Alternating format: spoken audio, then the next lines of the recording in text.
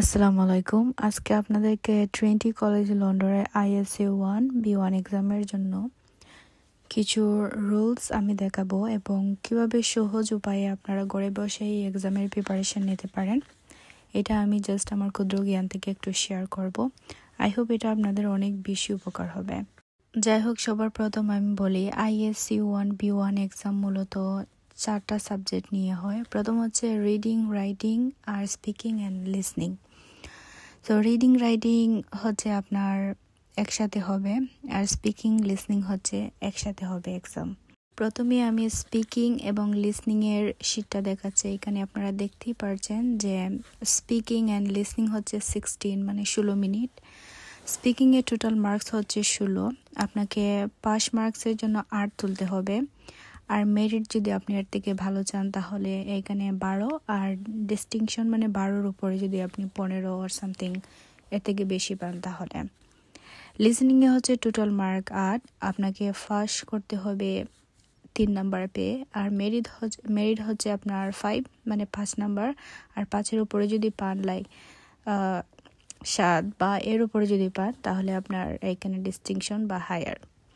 Speaking মূলত অনেকগুলো topics থাকে, আর ওদের কয়েকটা সিলেক্ট টপিকস থাকে। আপনারা যদি ওদের ওয়েবসাইটে ঢুকেন তাহলে দেখতে পারবেন। এগুলো আপনাকে অবশ্যই শিখতে হবে। লিসনিং এর যে টপিকসগুলো আপনি সিলেক্ট করে দেবেন, যেটা আপনার ভালোভাবে আপনি যেটা দেখে ভালো আনসার করতে পারবেন, সেম টপিকস নিয়ে আপনাকে 4 মিনিট আপনার সাথে এক্সামিনার কথা বলবে। তারপর এক্সামিনার একটা টপিক সিলেক্ট করবে, যে টপিক সম্পর্কে আপনার বেসিক ধারণা থাকতে হবে। এই টপিক সম্পর্কে আপনার সাথে এক্সামিনারের একটা কনভারসেশন হবে অনলি 2 মিনিটস। তারপরে তারা 2টা লিসেনিং আপনাকে শোনাবে, আর এই লিসেনিং থেকে আপনাকে কয়েকটা কোয়েকশন করবে, যে লিসেনিংয়ে কী কী বলা হয়েছে না হয়েছে, আর আপনাকে কোয়েকশনের আনসার দিতে হবে। লিসেনিংয়ে মূলত আপনি 3 পাইলেই পাস করবেন, আর 5টা যদি হয়ে যায় তাহলে তো আরও ভালো। লিসেনিং এবং স্পিকিংয়ে পাস করা অনেক সহজ, কারণ আপনি টপিক সিলেক্ট করে নিতে পারবেন যে টপিক্সের উপর আপনি কথা বলবেন। দ্বিতীয় হচ্ছে কনভারসেশন, 2 মিনিটস তারা আপনাকে যে টপিক্সগুলো দেবে এগুলো হচ্ছে এইগুলা। এটা হচ্ছে ফ্যাশন, এটা হচ্ছে রুলস রেগুলেশন, এটা হচ্ছে আপনার ট্রাভেল, এটা হচ্ছে ইংলিশ যেখানে লেখা আছে সব, লার্নিং এবং ফরেনার ল্যাঙ্গুয়েজ। আর এটা হচ্ছে মানি মানে টাকা সম্পর্কে জিজ্ঞেস করবে, এবং এটা হচ্ছে অনেক ইম্পর্টেন্ট, আপনার হেলথ কন্ডিশন সম্পর্কে জিজ্ঞেস করবে। মূলত এই সব সম্পর্কে যদি আপনার ধারণা থাকে তাহলে আপনি কনভারসেশন টপিকস ইজিলি পাস করতে পারবেন। মূলত এর মাধ্যমে ওরা ভালো করে যাচাই করে আপনি ইংলিশ কতটুকু পারেন না পারেন। এখন আমি কথা বলবো রিডিং এবং রাইটিং নিয়ে। রিডিং মূলত টাস্ক 1 এবং টাস্ক 2 দুইটা টাস্ক থাকে। আপনাকে 2টা টাস্কই ভালো করে পড়ে আনসার দিতে হবে। টাস্ক 1-এ মূলত একটা লং রিডিং থাকবে, আপনার টাইম থাকবে মাত্র 20 মিনিট। এই 20 মিনিটে আপনাকে এই প্রশ্নগুলোর আনসার করতে হবে। 15টা প্রশ্ন থাকবে, আর আপনি 15টা প্রশ্নের মধ্যে সবগুলোর আনসার করতে হবে। টাস্ক 1-এ 15টা কোয়েকশনের মধ্যে প্রথমে 1 থেকে 5 পর্যন্ত থাকবে টাইটেল ম্যাচিং। আপনাকে টাইটেল ম্যাচিং করতে হলে ওরা যে ফেসেসটা দেবে এইটা ভালো করে পড়ে এটার মেন আইডিয়াগুলো ম্যাচ করে আপনাকে টাইটেল ম্যাচিং দিয়ে আনসার দিতে হবে। তারপরে হচ্ছে 6 থেকে 10, এটা হচ্ছে ট্রু এবং ফলস, মানে আপনার যেটা টাইটেলের সাথে মনে হবে যে এটা হয়েছে এটা ট্রু মানে সত্যি, আর যদি মিথ্যা না হয় তাহলে আপনাকে লিখতে হবে না, জাস্ট ট্রুটা লিখলেই হবে। তারপরে 11 থেকে 15টা যে আছে এটা হচ্ছে ফিল ইন দ্য ব্ল্যাঙ্ক, মানে আপনাকে খালিঘর বা শূন্যস্থান পূরণ করতে হবে। তাও আপনি ফেসেস পড়ে ফেসেস থেকে যে ওয়ার্ডগুলো থাকবে এগুলো এনে শূন্যস্থান পূরণ করবেন।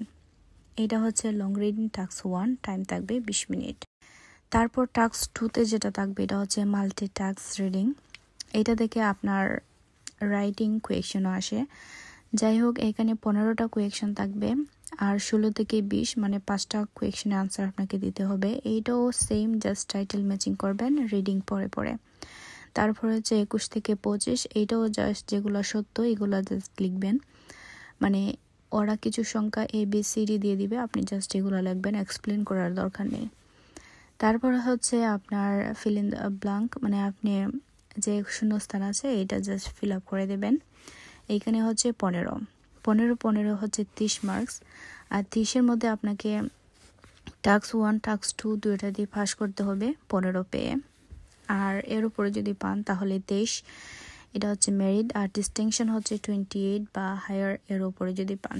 মূলত রিডিং হচ্ছে একটু মূলত হার্ড থাকবেই, ওরা এত ইজি দিবে না, যেহেতু লিসনিং এবং স্পিকিং অনেক সহজ দেয়, আর রিডিংয়েও একটু হার্ড থাকবে। বাট আপনারা যদি একটু কেয়ারফুলি পড়েন তাহলে আপনাদের জন্য রাইটিংয়েও রিডিং অনেক হেল্প করে দেয়।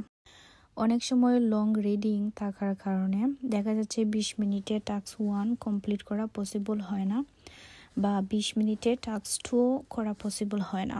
তখন দেখা যাচ্ছে আপনার টাইম যদি এখানে চলে যায়, মানে রিডিং নিয়ে অনেক সময় থিঙ্ক করতে হয়, ওরা কোন সাবজেক্ট দিছে বা কী বলছে, টাইটেল ম্যাচিং, টু ফলস, এগুলো বার করতে অনেক বেশি টাইম লেগে যায়।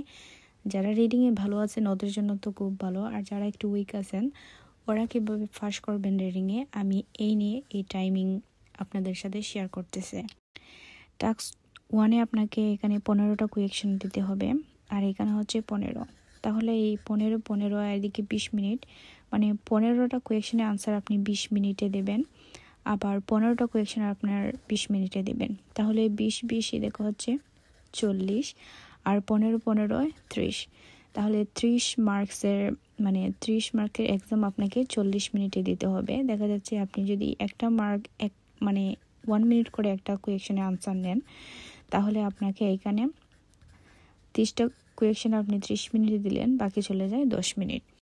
তো এই 10 মিনিট আপনি এইভাবে ধরতে পারবেন না, কারণ কোনোভাবেই একটা আনসার 1 মিনিটে পসিবল হয় না। যখন আপনি লং রিডিং পড়া শুরু করবেন তখন হচ্ছে রিডিং পড়তে বা রিডিং আন্ডারস্ট্যান্ড করতে অনেক বেশি টাইম লেগে যায়। তখন আপনি এইখানে এই 40 মিনিট বা 20 মিনিটে টাস্ক 1 কমপ্লিট করা কোনোভাবে আপনার দ্বারা পসিবল হবে না। আপনি যদিও রিডিংয়ে উইক থাকেন তাহলে আপনাকে রাইটিংয়ে অবশ্যই উইক থাকবেন না, কারণ রাইটিংয়ের সাথে স্পিকিংয়ের সবসময় একটা সম্পর্ক থাকে। যারা স্পিকিং খুব বেশি ভালো পারে তারা রাইটিং অবশ্যই ভালো পারবে। আপনি যখন এখানে 40 মিনিটে 30টা প্রশ্নের আনসার দিতে পারবেন না, তখন আপনি চলে যাবেন রাইটিং টাস্ক 4। আপনি চাইবেন যে এক্সাম পেপার পাওয়ার পর যখন আপনার এই 20 মিনিট টাস্ক 1 টাস্ক 2 আপনার কাছে হার্ড মনে হবে, তখন টাস্ক 4-এ আপনি চলে যাবেন, এবং টাস্ক 4-এ যাওয়ার পর এইরকম একটা পেজ আপনার সামনে আসবে। আপনাকে 100 থেকে 130টা ওয়ার্ড লিখতে হবে। এটা অনেক বেশি ইজি। আপনি এটা আপনার মতো করে লিখবেন, মানে আপনি যেভাবে বানিয়ে লিখতে পারেন সেমভাবে আপনি বানাতে পারবেন। যেমন এখানে দিচ্ছে রুলস রেগুলেশন, মানে আপনার স্কুল, ভার্সিটি, বা এখানে আপনাকে একটা অপশন দিয়ে দিছে ওরা যে আপনি আপনার ওয়ার্ক প্লেস সম্পর্কেও লিখতে পারবেন। আপনার যে স্কুল এবং ইউনিভার্সিটির রুলস ভালো না লাগে, তাহলে আপনি ইউকেতে যে কাজ করতেছেন সেম কাজ নিয়ে আপনি এখানে বলতে পারেন যে আপনার কাজে হেলথ অ্যান্ড সেফটি আছে, তারপর আপনাকে টাইম মেনটেন করতে হয়, অন টাইমে কাজে যেতে হয়, তারপর সবসময় কাজ সম্পর্কে কেয়ারফুল থাকতে হয়। এভরিথিং আপনি এইখানে একটা তারা নোট বক্স দেবে, বক্সে লিখবেন জাস্ট সংক্ষেপে যে বিষয় নিয়ে আপনি আলোচনা করতে চান। নোটগুলো খুব হালকা করে লিখবেন, জাস্ট কয়েকটা ওয়ার্ড।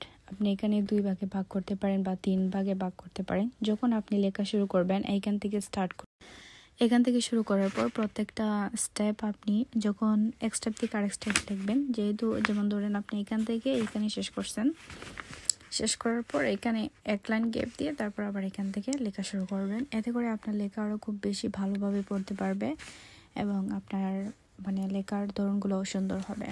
এইখানে শুধু ওয়ার্ক অ্যান্ড প্লেস না, এখানে বিভিন্ন ধরনের আপনার মানে সাবজেক্ট থাকতে পারে। এটা হচ্ছে যে রিডিং টাস্ক 4, যেটা আপনি আপনার মাইন্ড, আপনার ব্রেন কাটিয়ে আপনাকে লিখতে হবে। আর এটা খুব বেশি ইজি, এখানে কোনো বাধ্যবাধকতা নেই যে আপনি এটা লিখতে পারবেন না, ওইটা লিখতে পারবেন না। টাস্ক 4 এটার জন্যই খুব বেশি ইজি, কারণ এখানে আপনার নিজের মতো করে লেখার একটা স্বাধীনতা দেওয়া হয়, কিন্তু টাস্ক 3-তে আপনাকে এই স্বাধীনতা দেওয়া হবে না। এখন আমি দেখাবো টাস্ক 2, রিডিং টাস্ক 2, মানে মাল্টি টাস্ক রিডিং। এটা এখানে হচ্ছে 16 থেকে 20, এখানে হচ্ছে 5টা আনসার। তারপরে আপনাকে এখানে ABCD এগুলো পড়ে, মানে এটা হচ্ছে আপনাকে টাইটেল ম্যাচিং করতে হবে, কোনটার কি টাইটেল আছে এখানে আপনি ABCD দিয়ে লিখতে পারেন। তারপরে হচ্ছে যে এখানে দেখেন এটা হচ্ছে শুধু অনলি ট্রুগুলো লিখবেন, যে কোয়েশন পরে আপনার যেটা রাইট মনে হবে, জাস্ট সত্য যেটা এগুলো লিখবেন। তারপরে এখানে হচ্ছে আপনার শূন্যস্থান পূরণ, আপনি এদিকে ফেসেজ কমপ্লিটলি পড়ে তারপরে এটা আনসার দিতে হবে। এখন একটা মজার বিষয় আপনাদের সাথে শেয়ার করতেছি। আপনার টাইম সেভ করার আগে আপনি সবার আগে আমি বলবো যে টাস্ক 3 মানে রিডিং উইথ রাইটিং এটা আগে লিখবেন। তাহলে যা হয়, আপনি যখন মানে রাইটিং লিখতে থাকবেন, এইখানে যে কোয়েশ্চেনগুলো দিছে আপনি সর্বপ্রথম এখান থেকে এই কোয়েশ্চেনগুলো শুরু করবেন যে এটাতে কি আছে। যখন আপনি রাইটিং লিখতে যাবেন তখন আপনার এগুলো অটোমেটিকলি আনসার চলে আসবে, মানে আপনি তখন বুঝতে পারবেন যে কোন আনসারটা কোথায় হবে। খুব ইজিলি আপনি মানে রিডিং অ্যান্ড রাইটিং দুইটা একসাথে করে ফেলতে পারবেন। এতে করে কি হবে যে আপনার টাইম সেভ হবে এবং রিডিংয়ে আপনার এত বেশি পরিশ্রম করতে হবে না। টাস্ক 3 লেখার নিয়ম হচ্ছে, আপনাকে এইখানে যে কোয়েশ্চেনগুলো দেওয়া হয়েছে আপনি সেম কোয়েশ্চেনগুলো এইখান থেকে রিডিং পড়ে তারপরে আপনাকে বার করে লিখতে হবে। গ্রাফসে কি বলছে না বলছে এ টু জেড আপনাকে ভালো করে পড়ে বুঝে তারপরে এটা লিখতে হবে। এখানে আপনি নিজের মতো করে কিছু লিখতে পারবেন না। ওরা আপনাকে যা বলছে আপনি ফেসিস পড়ে সেম ওয়ার্ডগুলো এখানে লিখে দিতে হবে, তাও সুন্দর করে সাজিয়ে, যেন ওরা ভালো করে বুঝতে পারে।